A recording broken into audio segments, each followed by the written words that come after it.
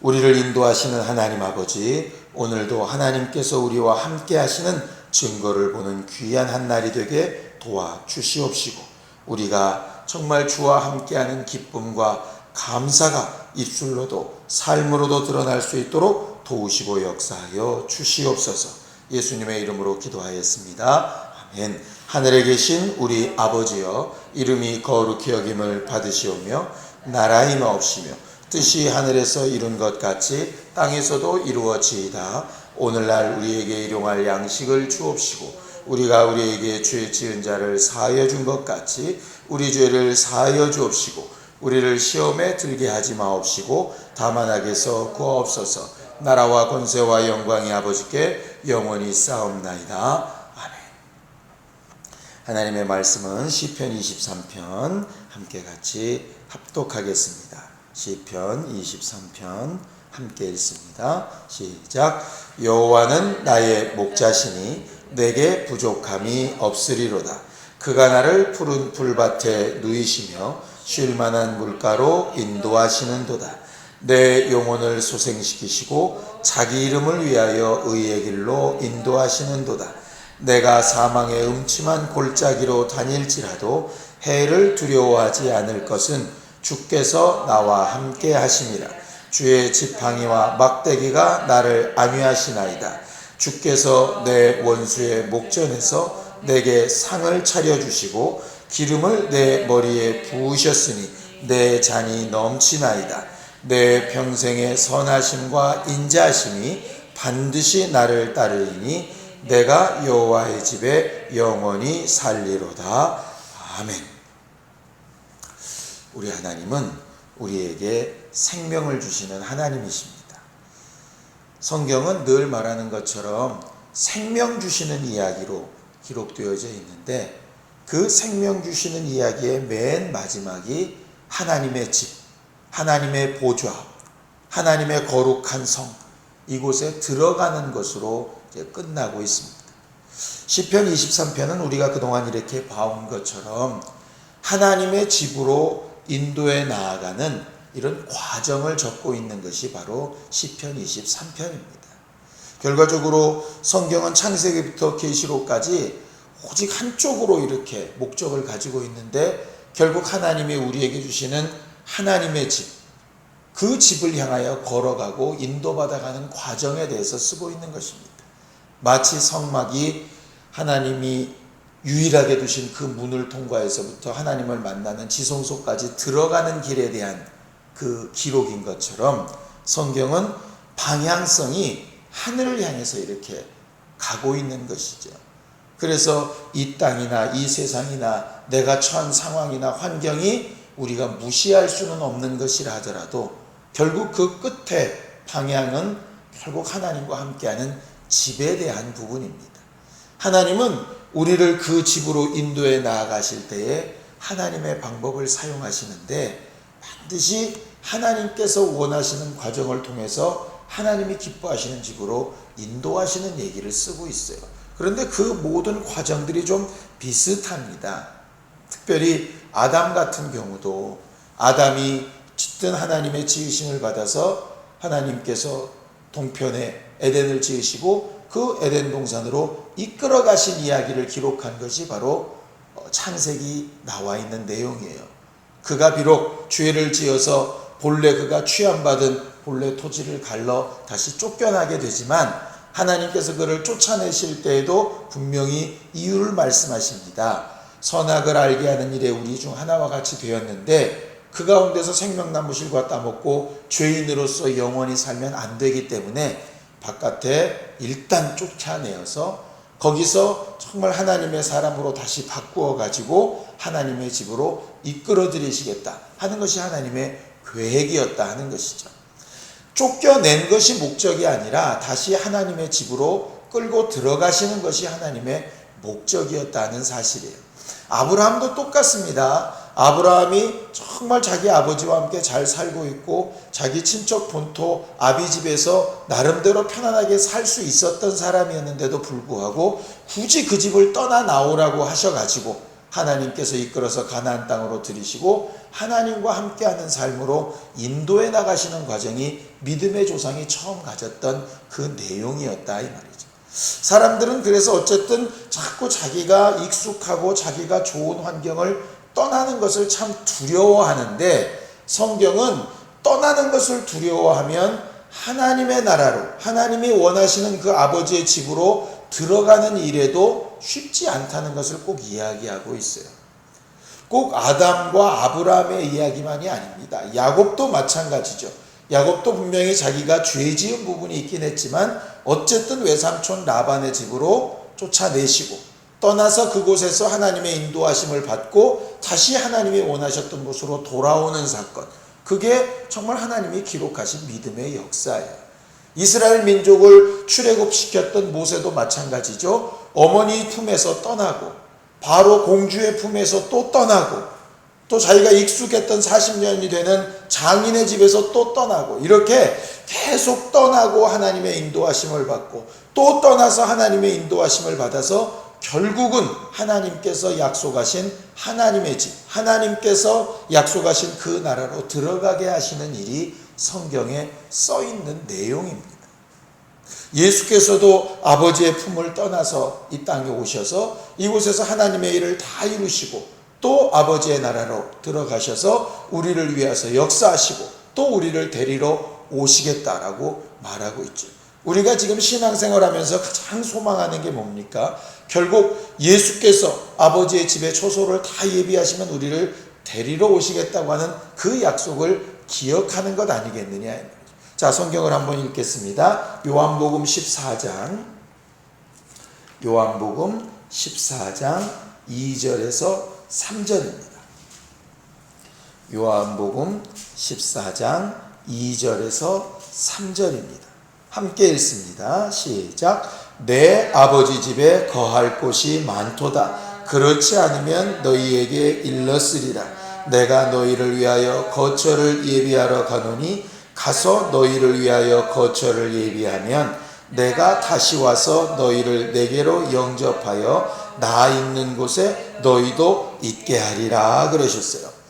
예수님은 지금 아버지 집에 계시지만 그는 우리를 다시 데리러 오시기 위해서 초소를 예비하시는 중이시고, 언젠가 우리가 처한 이 상황을 떠나서 아버지 집에 거하게 될 때 그때서야 비로소 하나님의 집에 영원히 사는, 영원히 거하는 그때가 있을 것이라고 약속해 놓으신 것이라 이 말이죠. 오늘 시편 23편은 맨 마지막 구절, 내가 여호와의 집에 영원히 살리로다, 이 말을 하기 위해서 결국 하나님이 내 목자가 되시고 나를 푸른 초장으로 인도하시고 기름 바르시고 지팡이와 막대기로 보호하셨고 하는 이야기들이 나와 있는 겁니다. 사람들은 자기 처하고 자기 편한 환경을 떠나기 싫어하지만 그것을 떠나 하나님의 인도하심을 받지 않고서는 도무지 하나님의 집에서 영원히 거할 수 없는 존재들이라 이 말입니다. 그래서 이스라엘 백성들을 광야 생활 가운데 계속 떠나고 머물고 떠나고 머물고 하는 것을 반복시키시는 것 같아요. 우리가 오늘도 또 하나님께서 인도하시는 인도하심을 얻게 될 터인데, 오늘이 마지막, 오늘이 거해야 될 영원한 곳이 아니기 때문에 오늘도 분명히 내가 원하든 원치 아니하든 변하고 떠나고 움직이고 하는 일들이 분명히 있을 겁니다. 그런데 중요한 것은 뭐냐 하면 지금 내가 처한 상황이나 환경이나 오늘 만난 일들이 내 마음에 쏙 드느냐 안 드느냐의 문제가 아니라 하나님께서 인도해 나가시는 방향으로 잘 가고 있느냐의 문제겠죠. 예수께서 많은 사람들이 예수를 찾고 막 따라오려고 할 때 정말 그것을 박차고 떠나서 그 다음 마을로 이렇게 떠나시는 것을 보게 되는 것처럼, 베드로는 이곳이 정말 좋으니까 초막셋을 짓자고 얘기하는데 예수는 또 바로 죽으러 내려가시는 것처럼, 우리는 이 상황이나 환경이나 형편이 좋은 것에 마음 뺏기기보다는 하나님께서 나를 제대로 잘 인도해 나가시는 과정 가운데 있다라고 하는 것을 느끼는 게 정말 중요한 것 같다 이 말이죠. 다윗 같은 경우는 분명히 기름 부음도 받았고 하나님의 마음에 합한 사람이라는 인정도 받았는데 그의 삶이 결코 평탄하지는 않았어요. 그럼에도 불구하고 그가 시편 23편을 고백할 수 있는 것은 하나님을 적극적으로 신뢰하기 때문에 그렇습니다. 아까 읽었던 요한복음 14장 1절을 함께 읽죠. 1절 요한복음 14장 1절 함께 읽겠습니다. 시작. 너희는 마음에 근심하지 말라. 하나님을 믿으니 또 나를 믿으라. 이렇게 되어 있습니다. 오늘 하루도 하나님께서 우리를 인도해 나가시는 과정 가운데 믿음이 있어야 되는데 그 믿음은 하나님께서 나를 영원히 거할 하나님의 집으로 계속 인도해 나가시고 하는 과정이라고 하는 사실을 인정해야 된다 하는 것이죠. 그렇지 않다면 오늘 좀 상황이 좋아지면 내가 정말 주의 인도하심을 얻는 것 같고, 오늘 상황이 내 마음과 좀 같아지지 않으면 정말 하나님이 또 나를 떠나신 것 같고, 이런 상황에 거하게 된다는 것이죠. 하나님께서 우리에게 원하시는 것은 영원히 거해야 될 주님의 나라, 그 나라를 소망하면서 오늘은 또다시 떠나는 연습하는 일 하는 것을 분명히 기억하라고 하시는 것입니다. 그럼 어떻게 하면 그렇게 할 수 있느냐? 자, 요한복음 15장 7절입니다. 요한복음 15장 7절입니다. 함께 읽겠습니다. 요한복음 15장 7절 시작. 너희가 내 안에 거하고 내 말이 너희 안에 거하면 무엇이든지 원하는 대로 구하라. 그리하면 이루리라 이랬습니다. 시편 23편 맨 마지막 6절에 우리가 새로 개혁된 성경은 여호와의 집에 영원히 살리로다 이렇게 되어져 있는데, 전에 있었던 한글판은 내가 여호와의 집에 영원히 거하리로다 이렇게 되어 있죠. 그 거한다 하는 말이 말 그대로 산다란 얘기인데, 자기 집을 자기 편안한 처소를 삼는다는 그 말입니다. 너희가 내 안에 거하고 하는 그 말은 너희가 내 안에 있는 것이 가장 평안하고 가장 만족스럽고 그 말입니다. 내 안에 거한다 하는 말이. 반대로 얘기하면 내 말이 너희 안에 거하면, 내 명령이 너희 안에서 가장 편안하고 가장 불편함이 없고 가장 자유롭다면 바로 이 말입니다. 우리가 영원히 하나님의 나라에 거하는 방법은 바로 그것이거든요. 아무리 좋은 숙소에 가도 자기 집만큼 편안하진 않습니다. 아무리 좋은 시설에 가 있어도 자기 집에 와서 짐을 풀고 눕는 것만큼 편하진 않다 이 말이에요.